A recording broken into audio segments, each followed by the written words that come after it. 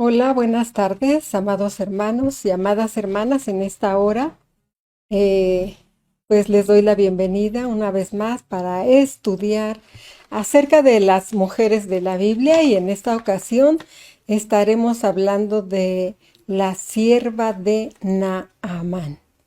Antes de iniciar nuestro tema, voy a pedirles que inclinemos nuestro rostro y oremos a nuestro Padre Celestial, pidiendo su ayuda y su dirección. Dios amado, en esta hora te damos gracias porque a través de tu palabra tú nos has dejado enseñanza, tú nos has dejado instrucción, tú nos has dejado tu palabra para que nosotros podamos ser aquellos hombres y aquellas mujeres que quieren oír tu palabra, oír tu voz. Y gracias por hablarnos muchas veces y de muchas maneras, queriendo atraer nuestra atención. Gracias por tu amor perfecto, gracias por tu cuidado hasta este día, gracias por tu provisión material, física, económica para nosotros. Gracias por todo lo que tú nos has dado y por todas tus bendiciones recibidas hasta este momento. Gracias. En el nombre de Jesús. Amén. Bien, amados hermanos, vamos a estudiar hoy a esta sierva preciosa, una sierva, una esclava de Naamán, un hombre sirio. Bien, para dar una introducción sobre este tema, quiero hablar sobre la palabra instruir. ¿Qué significa la palabra instruir? Bueno, básicamente la palabra instruir en un diccionario común de nuestra lengua española significa proporcionar conocimientos a alguien, ya sea conocimientos teóricos o conocimientos prácticos. También instruir es informar o comunicar algo específico para otra persona. De alguna manera estamos enseñando a otra persona. Eso es lo que significa instruir. Pero en el hebreo, la palabra instruir viene de la palabra Hanak, J-A-N-A-K de kilo. Y esto nos da la idea de entrenar, adiestrar, iniciar a alguien para que siga un camino. Bien, los padres tenemos la responsabilidad de ser un ejemplo para enseñar a nuestros hijos o a nuestros niños, para poder inspirarles con nuestro ejemplo, a fin de que ellos sigan voluntariamente una instrucción. Pues nosotros, cuando somos padres, enseñamos a nuestros hijos en casa cómo deben de conducirse, qué deben de hacer, qué no deben de hacer. Y cuando ellos van creciendo, pues ellos ya tienen un libre albedrío, que es una elección que ellos van a tomar para hacer en su vida o de su vida lo que ellos quieran. Es una decisión personal. Pero a nosotros como padres nos toca instruir. Esta palabra instruir la encontramos en el libro de Proverbios, capítulo 22, verso 6. Y dice así: instruye al niño en su camino, y aun cuando fuere viejo, no se apartará de él. Esta instrucción, esta enseñanza, este adiestramiento, este entrenamiento comienza en casa. Bien, la palabra Hanak en hebreo, como ya mencionamos, da la idea o nos da una imagen de un caballo salvaje que tiene que ser atado mediante una cuerda en su boca para poder dirigirlo, para poder domarlo, para poder a este caballo salvaje, para poder darle algunas indicaciones, y él va a obedecer cuando nosotros jalemos la rienda hacia un lado, hacia el otro, o le indiquemos un alto total. Bien, los padres igualmente van a encontrar de alguna manera la forma de cómo poner límites a sus hijos cuando los hijos son pequeños, a fin de que esta voluntad de los hijos sea de alguna manera pues controlada, para que nosotros como padres les enseñemos, les instruyamos, les adiestremos, a fin de que nuestros niños sepan, conozcan el camino a seguir. Esta instrucción se da en casa, esta instrucción se da cuando el niño es pequeño. Mire, por eso la Biblia nos dice, instruye al niño en su camino. No lo dejes hacer cosas que más tarde nos van a avergonzar. Es decir, si el niño tiene 1 año y medio, el niño quiere todo y pide todo y desea todo y él dice es mío y quiero, y para el niño es todo para él, todo para él. Y nosotros poco a poco hemos de enseñarle, hemos de instruirle, hemos de adiestrarle para que el niño poco a poco vaya aprendiendo que no se le pueden dar todas las cosas que el niño quiere. Es una edad temprana para enseñarle, para instruirle que hay cosas que se pueden tener, pero hay otras cosas que no se pueden tener.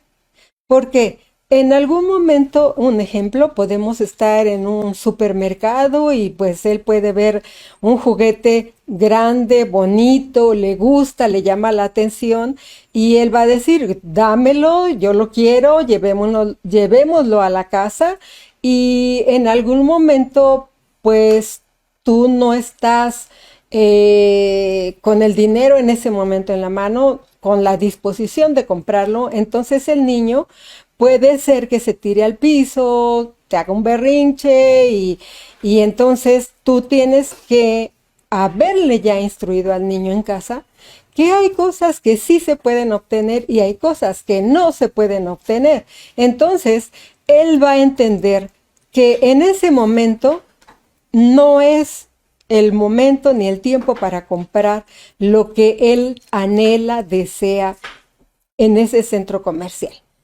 Y entonces tú le estás poniendo al niño límites, le estás diciendo no, en este momento no. Entonces cuando el niño va creciendo y el niño tiene una edad 7, 8 años, ya el niño ya ha llevado un cierto entrenamiento para que él sepa cuando tú le dices al niño, no, no, ahorita no, es tiempo de un teléfono. Cuando el niño va creciendo, llega a la adolescencia, tiene 12 años, él va a pedir un iPad, el teléfono nuevo que está saliendo, y tú como padre ya lo entrenaste, ya lo adiestraste, y tú le vas a decir, mira hijo, en este momento no vamos a comprar lo que tú quieres. Más tarde, si tienes una buena conducta en casa, en la escuela, si sacas buenas notas, si haces bien la tarea, si eres obediente, entonces podemos tal vez comprar en cierto tiempo lo que tú quieres, lo que tú necesitas. De esta manera nosotros estamos entrenando, adiestrando a nuestros adolescentes. Santiago 3:3 está mencionando esta palabra Hanak. Dice, he aquí nosotros ponemos freno en la boca de los caballos para que nos obedezcan y dirigimos así todo su cuerpo. Entonces esa palabra instrucción e instruye es un freno que debemos de haber enseñado a nuestros hijos, entrenado, adiestrado, ya iniciado, ya habiendo comunicado a nuestros hijos qué sí se puede, qué no se puede, y nuestros niños ya están con los límites para que nuestros niños nos obedezcan y de esta manera ellos puedan también ser obedientes y tener un control de sus propios cuerpos. Bien. Todo esto que leímos nos está sirviendo como de introducción para entrar a la lección de esta sierva de Naamán. Esta sierva de Naamán la encontramos, la lección la encontramos en Segunda de Reyes 5, del verso 1 al verso 27. Y vamos a iniciar nuestra lectura en esta mañana. Bien. Dice la palabra de Dios así. Naamán, el general del ejército del rey de Siria, era un varón grande delante de su señor y lo tenía en alta estima.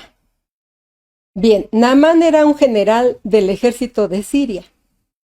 Su señor, el rey de Siria, quería mucho a este general y lo tenía en alta estima. Era muy fiel este siervo, porque por medio de Naamán,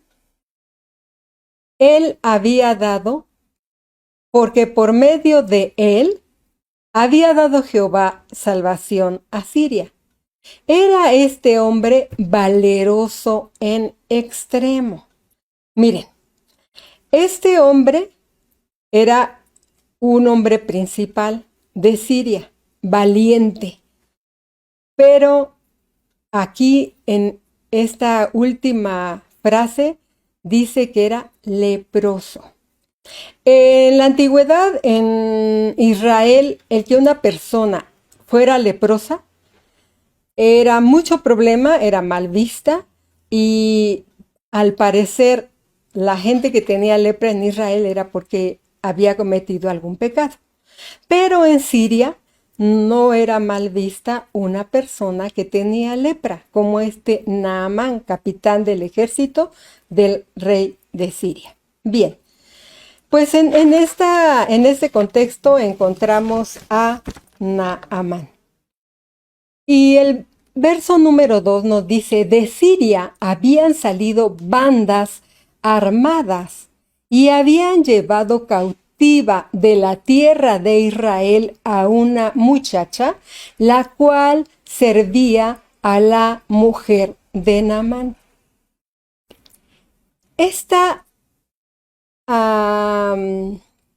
muchacha había sido tomada cautiva porque unos hombres de Siria habían ido a hacer una redada por la región de Israel y habían tomado cautiva a esta muchacha, la cual servía a la mujer de Naamán, como una sierva, como una esclava, como una persona que estaba al servicio de la mujer de Naamán. Esta muchacha, ella era una mujer que amaba y servía a Dios con todo su corazón. Esta muchacha había sido llevada cautiva de Israel a otro país, a Siria, pero ella en ningún momento atribuyó despropósito alguno, por lo cual pues ella estaba ahora de esclava con la mujer de Naamán. Miren, esta muchacha había decidido en su corazón hacer algo. Había decidido amar a Dios a pesar de las circunstancias difíciles en las cuales ella se encontraba. En otro país, sin su familia, otro idioma, y además ella estaba como esclava. Todas estas circunstancias difíciles hubieran hecho que ella tuviera un corazón amargado, un corazón triste, un corazón resentido. Sin embargo, ella había decidido mantener un corazón un corazón lleno de gratitud delante de Dios. No tenía ningún reclamo para Dios. Ella tenía en su corazón paz, tranquilidad, contentamiento, y en vez de tirarse a la amargura, ella ocupó este lugar de criada, de sierva, de esclava, lo tomó con una muy buena actitud para ella poder testificar a la mujer de Naamán. Ella en ningún momento la vemos a través de la escritura llorando, lamentándose o sirviendo de mala gana a esta mujer. Al contrario, vemos que toda esta situación difícil en la cual ella se encontraba, pues le sirvió a ella para armarse de valor y para permitir que su corazón pudiera testificar a la mujer de Naamán. Cuando vio que Naamán tenía lepra, ella sintió en su corazón compasión, amor por otra persona, en vez de tener resentimiento y amargura. Al parecer su corazón permanecía limpio delante de Dios y ella quiso testificar de esta manera. Por eso dijo a su señora en el verso 3, si rogase mi señor al profeta que está en Samaria, él lo sanaría de su lepra.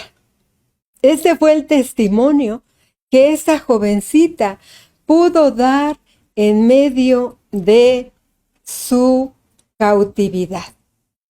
¿Cuántas veces nosotros nos encontramos en medio de lo que pareciera ser nuestra cautividad y nos sentimos prisioneras? Y le decimos al Señor, Señor, ¿por qué permites que tantas circunstancias me acontezcan a mí? ¿Por qué permites que todo esto que me está rodeando, al parecer, pues me parece como que ya no me estás viendo? Pero Dios tiene propósitos de bien. Él a la postre quiere bendecirnos. Tal vez a nosotros nos parece duro, fuerte, pesada la circunstancia por la cual estamos pasando. Pero Dios tiene planes y propósitos para nuestra vida, como en el caso de esta muchacha.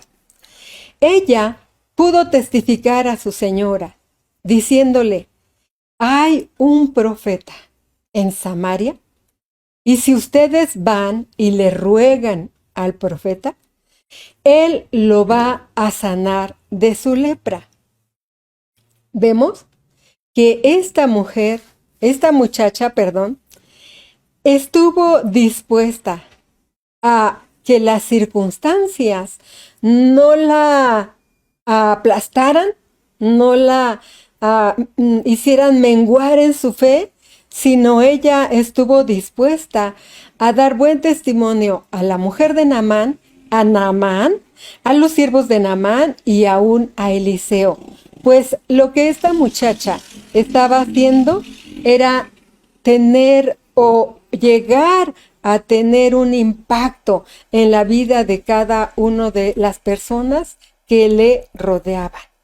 Por eso, toda esta noticia llega al rey de Siria.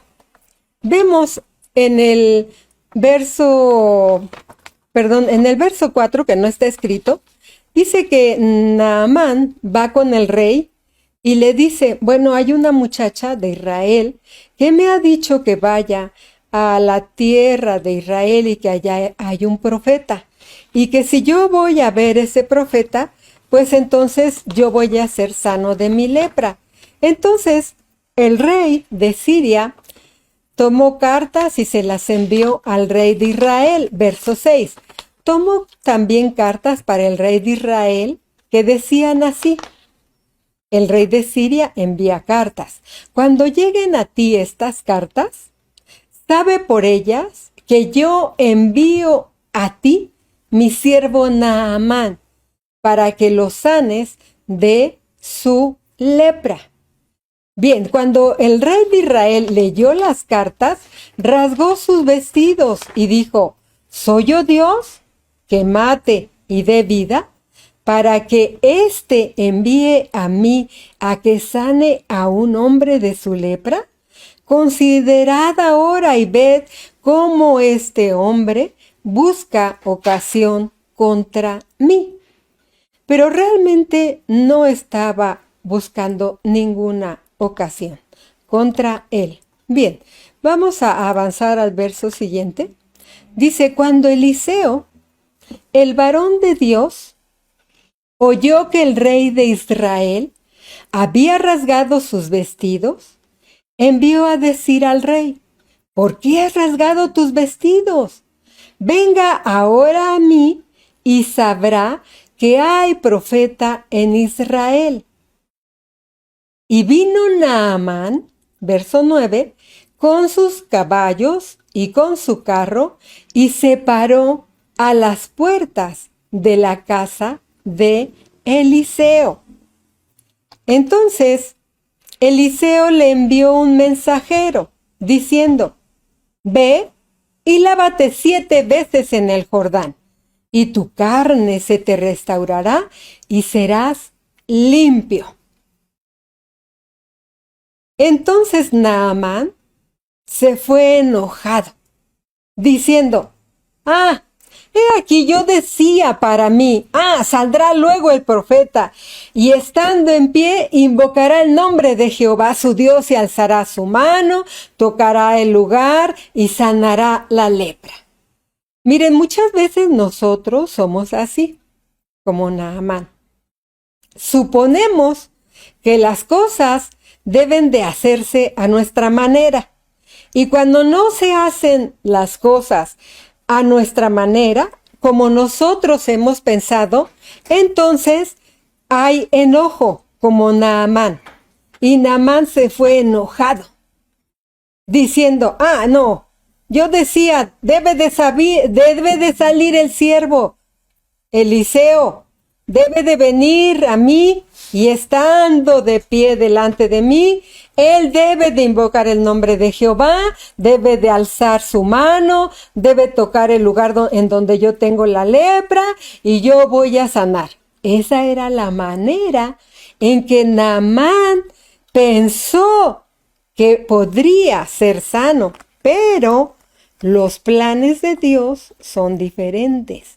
Debemos de ajustarnos y alinearnos a los planes de Dios y hacer lo que Dios nos está indicando, en este caso a través de la voz del profeta Eliseo.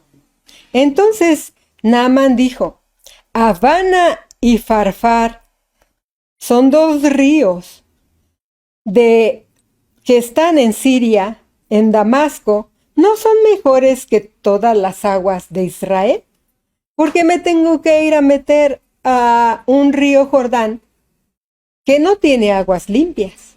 Entonces él, enojado, se fue de ese lugar, y sus criados, los criados de este siervo Naamán, fueron los que le hicieron entrar en cordura. Y le dijeron, se le acercaron sus criados y le hablaron diciendo, con mucho respeto: Padre mío, si el profeta te mandara alguna gran cosa, ¿no la harías? ¿Cuánto más diciéndote, lávate y serás limpio? Como que a él le costaba mucho creer eso, que entrando en el río Jordán y metiéndose 7 veces, él podría quedar limpio. Pero bueno, De alguna manera estos criados hablaron con él y lo convencieron. Si el profeta te mandara alguna gran cosa para que tú fueras sano, ¿la harías? Ah, pues sí, claro que sí. Pues cuanto más diciéndote lávate y serás limpio.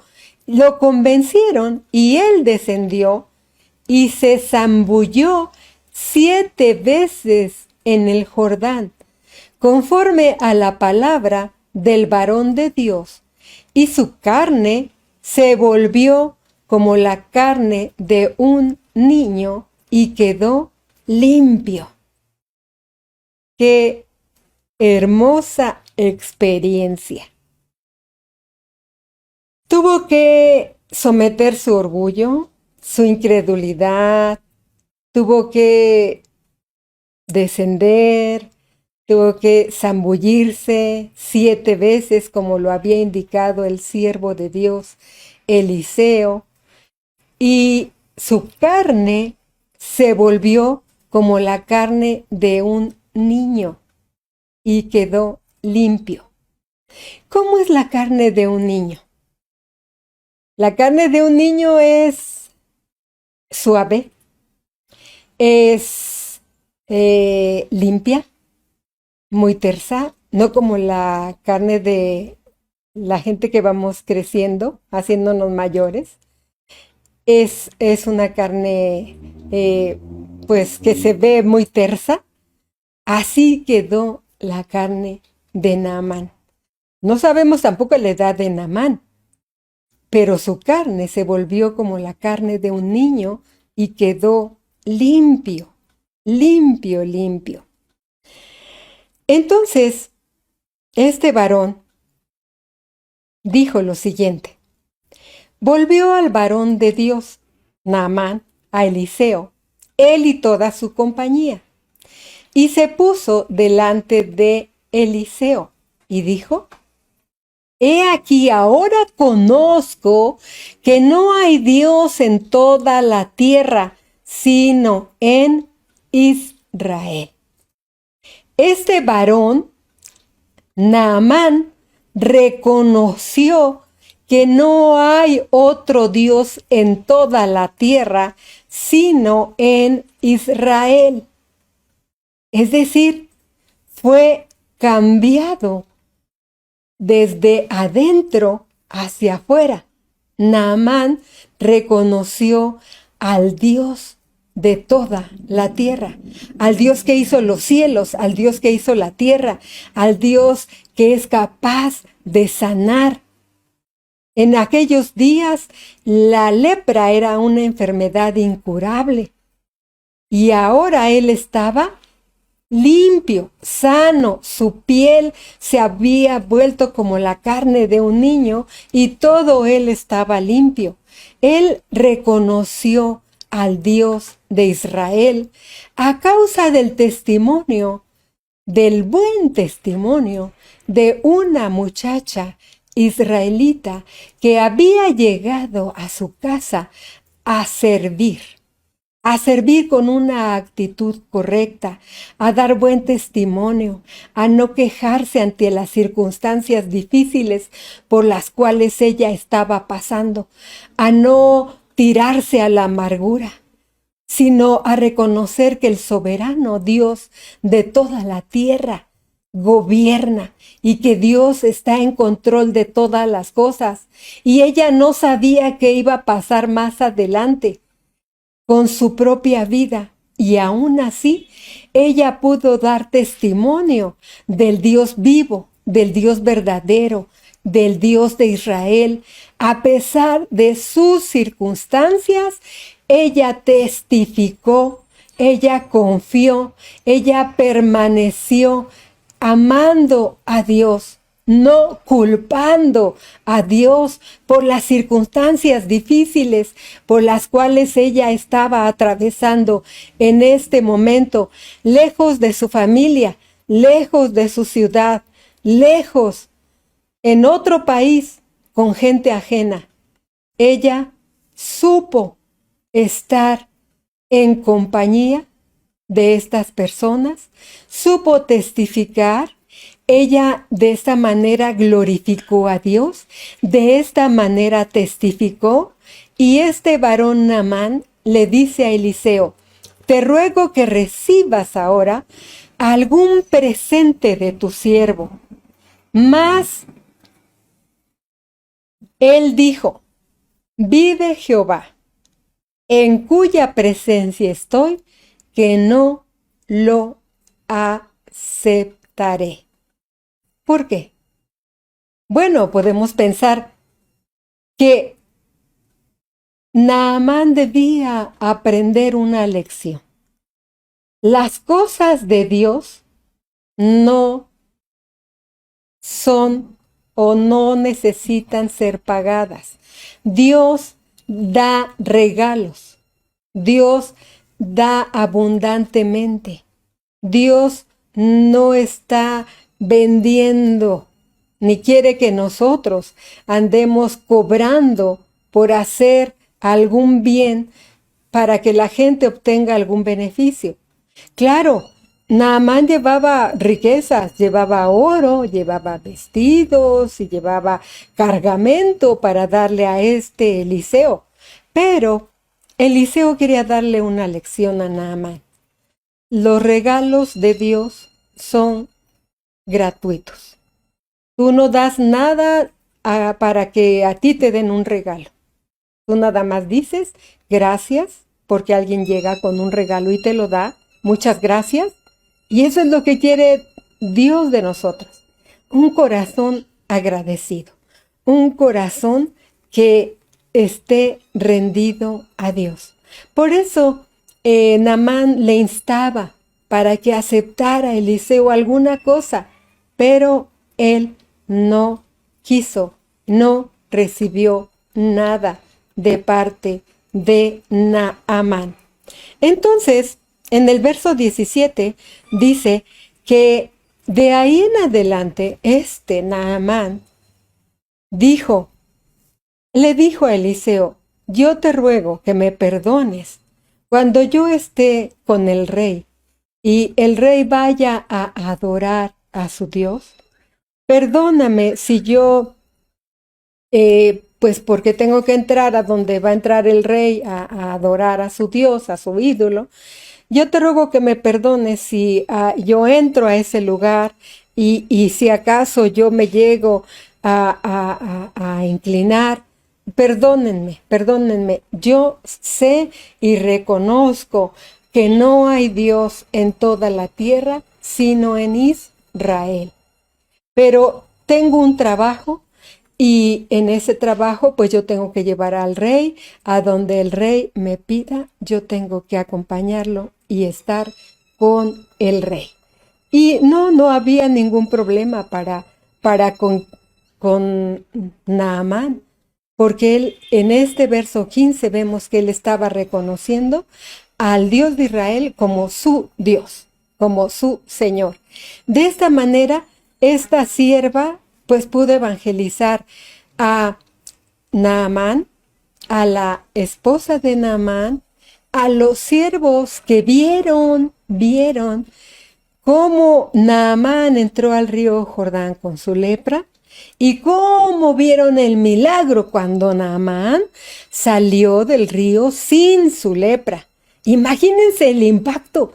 Cuando ya regresó Naamán a su casa y toda la comunidad de alrededor se enteró y vio con sus propios ojos que Naamán ya estaba limpio de su lepra. Seguramente le preguntaban: oye, ¿cómo fue que quedaste limpio de la lepra? Pues miren, fui mi sierva, mi criada, que está aquí con nosotros, me dijo que fuera a Israel, que allá había un profeta y que si yo le rogaba que me sanara, él iba a orar por mí y me envió al Jordán y luego fui al Jordán, me zambullí 7 veces. Después de 7 veces que me zambullí, él me dijo que yo quedaría limpio y fue así como la lepra fue quitada de mi carne. Él mismo, Naamán mismo, se convirtió en un hombre que con su vida que con su cuerpo podía testificar del Dios de Israel capaz de sanarlo de la lepra. Bueno, esto es algo grandioso y fue logrado gracias al testimonio de esta muchacha, gracias a que ella no se quedó callada, gracias a que ella amaba a Dios con todo su corazón y pudo testificar del Dios vivo, del Dios verdadero, del Dios de Israel. Bien, este pasaje, voy a leer un pasaje, no lo tengo escrito, pero en Lucas 4:27, el Señor Jesús está haciendo referencia a este hombre Naamán y dice, y muchos leprosos, Lucas 4:27, y muchos leprosos había en Israel en tiempo del profeta Eliseo, pero ninguno de ellos fue limpiado, sino Naamán el sirio. Con esto entendemos que Dios es soberano. Soberano quiere decir que Él puede y tiene la capacidad de actuar no solamente en Israel, sino en Siria, en México, en Estados Unidos, en El Salvador, en Honduras. Es soberano, Él es el dueño de toda la tierra.